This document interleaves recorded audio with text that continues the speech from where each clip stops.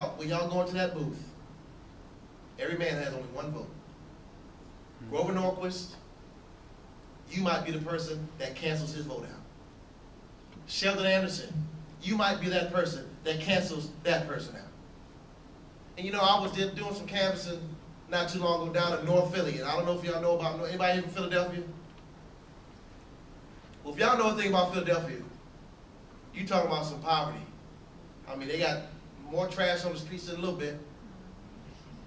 Walking down the streets and that stuff, boarded up homes. I said, this is almost like part of my hometown, Detroit. And I see the poverty, and I'm walking around, I knocked on the door of this one brother, and he comes out and he says, no, my mother's not home, and we had the list of folks, and we had names and whatnot. And I said, well, what's up with you, man? You know, are you registered to vote? He said, no, I'm not. I'm 22, and I'm not registered to vote. I said, well, let me sign you up now. So I signed him up on the spot. I said, well, what were you doing at 18? He said, well, I just came home 2 years ago. Brother's in prison. And he came home, and now this is his first election this year that he's voting. And he gets to vote for the president of his choice. He was so excited about it. We're walking down the street, and a woman runs up behind us because we had the buttons and all the stuff on. She runs up behind us and almost mugs us and grabs us and says, wait a minute, where y'all going? I said, well, what's going on? She said, well, I see y'all going around registering folks to vote. You know, I've been homeless for the past 5 years, and I haven't had any address, and I haven't been involved in society. I just got my first address in 5 years. Amen. First time I've got a home in 5 years, but doggone it, if I'm going to do it, I'm going to do it right. I'm going to vote, and I need to register. Can you help me register? I said, come on, sister, let's go. We signed it up, you know? And we knocked on this one door, and the whole family of folks came out. It was almost like the floodgates just came open. All these people just came open from this house, you know?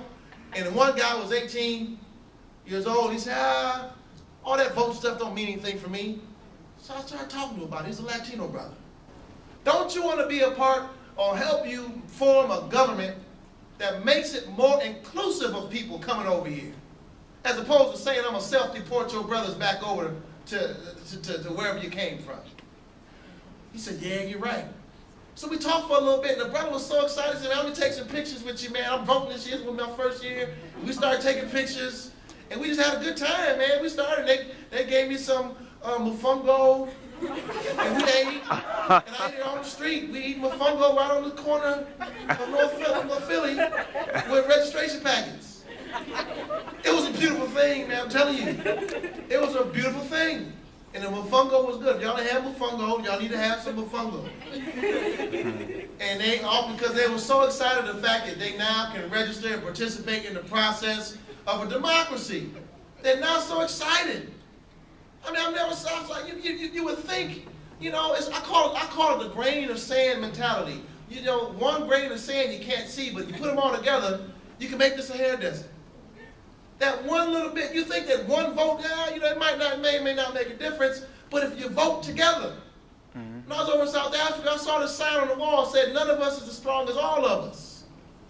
So guess what? If you like Lupe Fiasco, I have nothing to say to you. Because you are not a part of this process. You are not a part of this process. You are essentially saying that I will allow other people's agenda control my future. While Lupe Fiasco wants to create songs about empowerment, but don't want to do the most easiest thing to create empowerment, which is vote. So the question is voting. Should you vote? Well, the one-word answer would be, well, let me get tricky on you. The answer is no. Because you just shouldn't just vote. Voting is the least you can do. You need to vote, you need to canvass, you need to call, you need to get your signs out, you need to talk to your people, you need to do everything. Voting is the least you can do. Voting is almost like, we shouldn't be proud of people voting. That's like Chris Rock said. We shouldn't be getting proud of people doing something they're supposed to do. Remember Chris Rock said that? He said, one dude said, I take care of my kids. Well, you're supposed to take care of your kids. Like I'm supposed to give you a pat on the back for doing something you're supposed to do. So you're supposed to vote.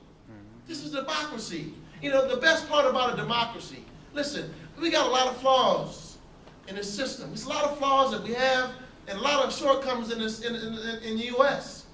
But democracy does not allow us to tolerate these flaws. It allows us to improve upon them.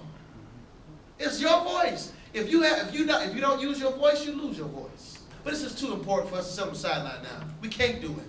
We can't allow ourselves to do it. The civil rights leaders that came before us all mobilized just to get us to this one point. And the next wave of the civil rights movement will be fought on an economic front. And if you don't think the economic front will be controlled by politics, ask yourself, why does Sheldon Anderson want to put $100 million into the campaign? And I understand where you're coming from, Brian, you know, all the stuff about government. You know, listen, I'm the last one to say that government is end all be all. I'm big on personal responsibility. But this is a part of the equation.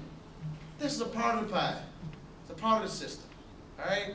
So I say all that to say, in closing, I just say I love all of y'all. And I just hope that we can all come together and do something that's going to be monumental. Not only for the sake of ourselves, but we got kids to look after. We got a future to look after. And that's why we have to get involved in this process. God bless you.